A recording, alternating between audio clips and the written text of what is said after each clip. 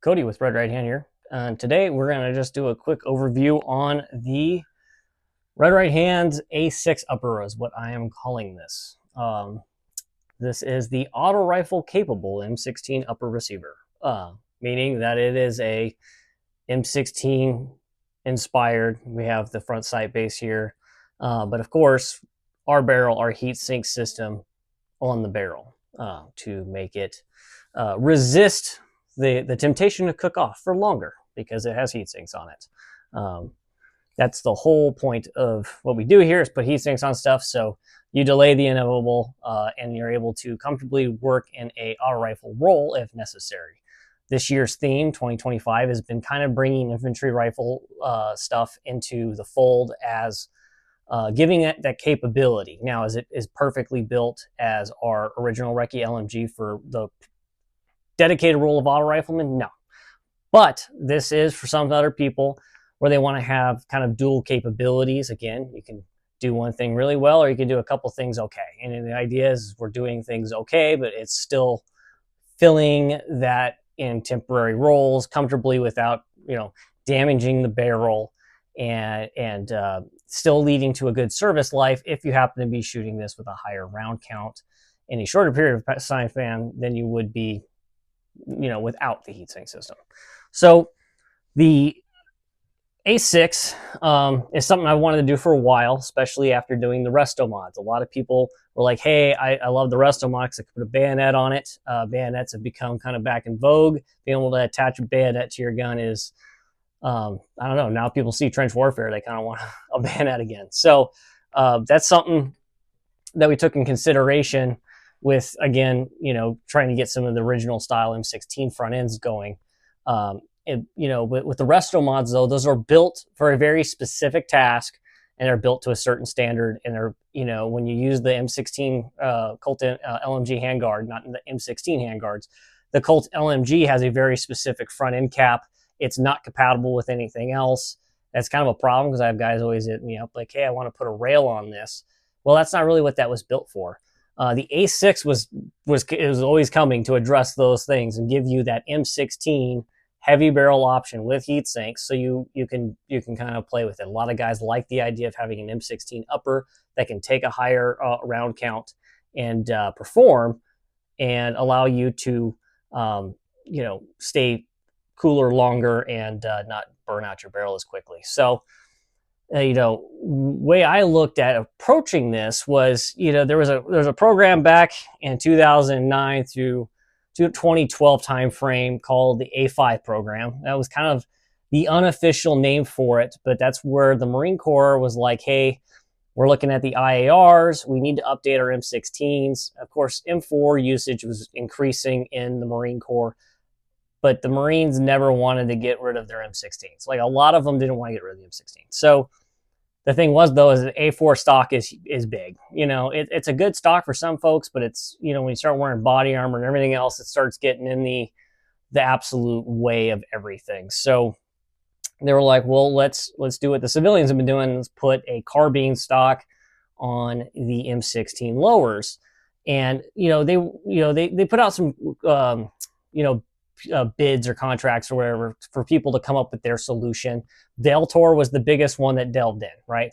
They came up with a course and they were developing the intermediate buffer system, which is the A5 buffer system as we know today, which is, a longer buffer than standard, but you run a rifle spring in it. Your buffer tube's a little bit longer, and that helped reliability dramatically because with carbine stocks, with military purposes, it's not really a big problem with civilians because civilians have time to mess around and tune their gun, whereas in the military, you don't want guys tuning their guns because, again, you're building a gun to the lowest common denominator. You don't want it messed with. And having guys switching buffers and all sorts of stuff for different uses, it's just not something the government is ever going to allow, right? And so the program of using a standard one didn't work. That's why the Voltor A5 came around. And, the Voltor A5 was kind of be like a drop-in solution. It would be proprietary, essentially, but it wouldn't allow guys to use standard components in it, And, of course, they made their own line of buffer weights and all that other stuff. And the A5 system's great, and you can use that in any barrel length pretty much, and it's pretty widely accepted nowadays. So, but the problem was the Marine Corps was like, well, I guess we'll just give everybody M27s, and they kind of slowly ditched the idea of upgrading their M16s to like an A5, which is what everybody called it, the A4 to an A5. And Voltor, to give credit where credit's due, is they also had some really neat upper receiver groups that they were playing with to like make a brand new M16, which the stock upgrade I think was something that they probably would have been able to get away with getting to the government, but I think selling them on a whole new M16 upper probably wouldn't have panned out. I mean, you think about it, they're buying them from FN in giant bulk. They're probably not going to care because the upper for the Marine Corps was working. So the lower, was a good place to start, but of course, government stuff kind of ended all that, and the civilian market just ate up the A5 system. We like it today, so I'm a huge fan of the A5 system. I use the carbines, the rifles, and of course the A5s all the time. But the goal is when I thought about this was like, well, what can we do to improve on the A5? Even though if the A5 magically existed in its entirety, well, the next version would be the A6. That's where I basically kind of led with my imagination of they finally decided to do the upper receiver group. Considering everybody has been given an M27, why not give the whole squad the ability to kind of keep up rates of fire and, kind of supplement their IAR gunner possibly. So like, this is an imaginary thing. It never happened. They never asked for this, but I wanted to make this, and that's what we do here is make cool stuff. And I like making neat stuff, and this is what I wanted to make for the civilian market. So you have to start with a couple things that the M16A4 does not have, and that is that it doesn't have a free float rail. Free floating rails is kind of like the standard, especially in the civilian market, and a lot of newer, like the Block 4 program started free floating barrels, and that was really important. The RAS rails never allowed that. So unless you got a free float RAS, but the government wasn't going to switch over to that. So in my opinion, we're going to keep what worked and improved on the stuff that needed to be done. So the first thing, obviously, it needed to have a free float rail. We free float everything here, and except for obviously the rest of the mods, but I wanted a free float quad rail. Again, quad rails are still, in my opinion, the better of the rail options for this type of use because they're bigger in mass and you have a lot more surface area to help cool off stuff, but also rail attachments stay on stronger and better with pick mounting than just the other stuff. Like when you're going to be rattling your gun pretty hard, this stuff's still the thing to beat. So free floated rail. And the other solution is the government still on the A4s uses a government profile barrel. This is a takeoff of a gun, but they lighten it up in the center here, and you got some pretty thin spots, which are not good for heat. There's not a lot of mass here at the chamber, and you have a lot of weight up front. This weight originally used to be thinned out, but the government thought, if we put a bayonet on this is going to bend. But they left the weak spot in the back. Again, this profile makes almost no sense in a lot of cases. It's very common, and yes, it is light. This comes in at 2 pounds. But it's one of those, it's just not a great barrel profile. So it's like we have to improve on it. Again, if you want to have higher rates of fire, you need a thicker barrel. So kind of thinking about like how the SOCOM profile came about, basically M16, 20-inch length, SOCOM inspired profile. So this is our A6 profile. This is an 850 H-bar. It's contoured to our dimensions and built by Shaw. And this is on our Recce LMG lights as well as this A6 upper. And this has been made to fit our heat sinks, which are a 1-to-1 fit on here. They basically end over on this shoulder and they go up to the gas block. This pins them on.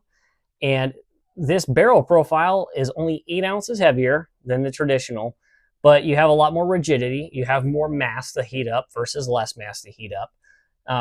It's just more in tune to take a higher round count than a lighter government profile. So looking at making the A6, which would be the next step, why not make essentially a SOCOM style barrel for the 20-inch, which helps lend accuracy over time.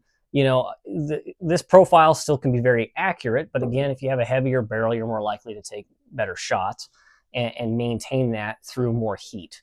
So naturally, again, that idea that they gave everybody a M27, if everybody's M16 was also capable of getting up there in round count. It's not going to replace the M27, but if everybody had one of these, you think about it, the amount of fire that could be supplemented with everybody else in the group with the M27, that's quite a lot. And you're not at risk of cooking off as quickly as you would be with the standard profile.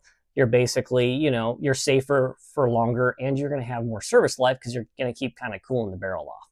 So that's what the A6 profile came from, and the A6 upper was always kind of intended to do, was just be this like, what if? And also, I have a lot of customers that have asked for something for like this. They want an M16 capable of doing AutoRifle things.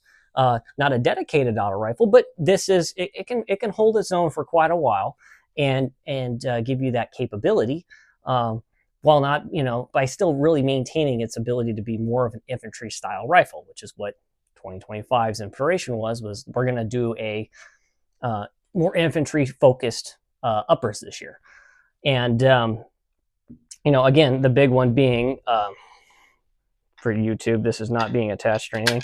The big one being, a lot of guys wanted to be able to get back to their old M16 vibes and have their bayonets attached to their guns. I still love an A2 front sight personally. It doesn't go anywhere, and it's kind of just always a constant. And, we think that's, it's a vibe, right? You get yourself an AutoRifle capable M16. So that's what the A6 upper is. Of course, we did our barrel heat sinks that cover the whole barrel here. Problem is, just like on the resto mods, we have the front sight base here. And the front sight base does not allow you to use a straight gas tube. So what we have to do here in this situation is we don't have the room to make a heatsink coil for these. So instead of using a standard stainless steel gas tube, we did step it up to the V7 Extreme Environments Inconel gas tube. And that allows this to go longer. Again, this isn't a dedicated AutoRifle, but you want something that's going to help sustain and delay the inevitable. Eventually you're going to blow up a stainless gas tube. The Inconel will go just a little bit further. So that way you're not harming this upper receiver in high strings of fire, but it allows you to still maintain the use of the front sight base, but give you a little bit of something else versus just not being able to make a coil for it. So that is, of course, we still have to machine the heat sinks to clear the gas tube coil, or not gas tube, but the gas tube itself, because, there's just the clearances with the height of this block where the gas port gas tube location is. It's just not, it just has to be constantly worked. So these are hand built still. We're going to offer them with or without the sling stud. Some guys like that sling mount. Some people don't want it. They end up cutting it off. These are gassed at 0.93 standard. That's the M16 standard. But with everybody running around with super safeties and FRTs, I'm going to make an option to bump it up to the 0.98, which is what we run in all our LMGs, just in case if you want the upper to be overgassed on purpose for those possibilities of running those type of devices, enhancements, I would say. We'll do that for you. Otherwise, I expect, though, if you get the big gas port, you're going to need more buffer weight if you want to shoot it suppressed, because it will be gassy. But then again, we try to build things to people's specs and purposes here, and so that's going to be an option. Otherwise, these are going to be available right, at the time of this video dropping, and we're going to have we're basically drop it for our Independence Day sale. These will not be on sale; they're brand new, but they will be available with the drops and the sales that we're going to have for the 4th of July. So, yeah. Oh, yeah. You can get some rear sights. This is a Maytech. We're able to get some of these, and you can select, a couple different rear sights if you want, or you can just bolt your ACOG at home and go for it. It's up to you. Of course, yeah, nitride barrel or chrome line barrel, just like the Reiki LMGs. They're 1-in-7 twist, 5.56 chamber, 4150 chromoly vanadium, machine gun rated barrel steel, and they're 20 inches long. They'll come with an A2 flash hider, and you can put on whatever muzzle device you want. If you're not, otherwise, you got that nice classic M16 look. But under the handguards and under the hood, it's all, got the lineage of any red right hand AutoRifle style upper receiver that we make here with our heatsink system. So if you have any questions, go ahead and leave them in the comments below or shoot us an email at redrighthandllc.com. Go ahead and check out our website. And if you look to order one, these will be available. I got some really cool pictures on the website. You can see all the pictures of heat sinks and the gas tube and all that fun stuff. And you can get all the detail readout on that as well. But I wanted to put out a video because people like to be visual learners and like to hear me rant for some reason. So thanks for listening to me rant. Go ahead and check us out on all our social medias at Red Right Hand LLC. On Instagram, X, and all that fun stuff. We post all there pretty regularly. And yeah, thanks you for your support, and thanks for watching. And you guys have a wonderful Independence Day. And stay safe out there. Thank you. God bless.